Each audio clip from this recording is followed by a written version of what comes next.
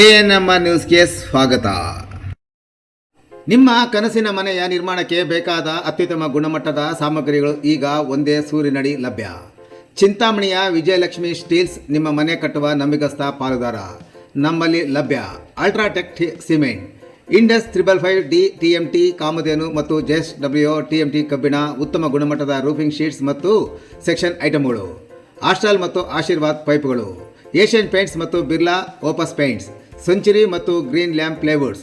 ಇದಲ್ಲದೆ Fevicol, hardware, fittings, electrical ಐಟಮ್ಗಳು ಹಾಗೂ ಮನೆ ನಿರ್ಮಾಣಕ್ಕೆ ಬೇಕಾದ ಇನ್ನಿತರ ಸಾಮಗ್ರಿಗಳು ಅತ್ಯುತ್ತಮ ದರದಲ್ಲಿ ಲಭ್ಯ.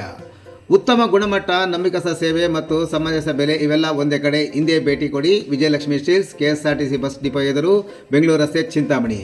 ಹೆಚ್ಚಿನ ಮಾಹಿತಿಗಾಗಿ ಸಂಪರ್ಕಿಸಿ. ಮೊಬೈಲ್ ಸಂಖ್ಯೆ 9845920725 ಅಥವಾ 9686661332ಗೆ ಸಂಪರ್ಕಿಸುವುದು.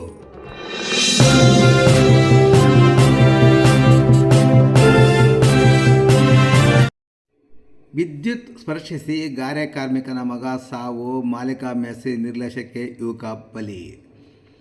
ಚಿಂತಾಮಣಿ ನಗರದ ಹೊರವಲಯದ ಶ್ರೀನಿವಾಸಪುರ ರಸ್ತೆಯಲ್ಲಿರುವ ಗೋಪಸಂದ್ರ ಗ್ರಾಮದಲ್ಲಿ ಹೊಸದಾಗಿ ನಿರ್ಮಾಣವಾಗುತ್ತಿದ್ದ ಮನೆಯೊಂದರಲ್ಲಿ ಎಲೆಕ್ಟ್ರಿಕಲ್ ಕೆಲಸ ಮಾಡುತ್ತಿದ್ದ ಯುವಕನೊಬ್ಬ 11 kV ವಿದ್ಯುತ್ ಲೈನ್ಗೆ ಸಿಲುಕಿ ದಾರುಣವಾಗಿ ಸಾವನ್ನಪ್ಪಿರುವ ಘಟನೆ ಜೂನ್ 25ರಂದು ನಡೆದಿದೆ. ಉಳ್ವಾಡಿ ಗ್ರಾಮದ ಗಾರೆ ಕೆಲಸಗಾರ ಕೃಷ್ಣಮೂರ್ತಿ ಎಂಬರ ಮೂರನೇ ಮಗ ವರುಣ್ 18 ವರ್ಷ ಮೃತ ದುರ್ದೈವಿ. ಮನೆಯ ಮಾಲೀಕ ಹಾಗೂ ಎಲೆಕ್ಟ್ರಿಕಲ್ ಮೇಸ್ತ್ರಿಯ ಬೇಜವಾಬ್ದಾರಿತನವೇ ಈ ಸಾವಿಗೆ ಕಾರಣ ಎಂದು ಆರೋಪಿಸಿ ಮೃತನ ತಂದೆ ಪೊಲೀಸರಿಗೆ ದೂರು ನೀಡಿದ್ದು ಪ್ರಕರಣ ದಾಖಲಾಗಿದೆ. ಮೃತ ವರುಣ್ ಕಳೆದ 7-8 ತಿಂಗಳುಗಳಿಂದ ರಂಜಿತ್ ಕುಮಾರ್ ಎಂಬರ ಬಳಿ ಎಲೆಕ್ಟ್ರಿಕಲ್ ಕೆಲಸ ಕಲಿತಿದ್ದನು.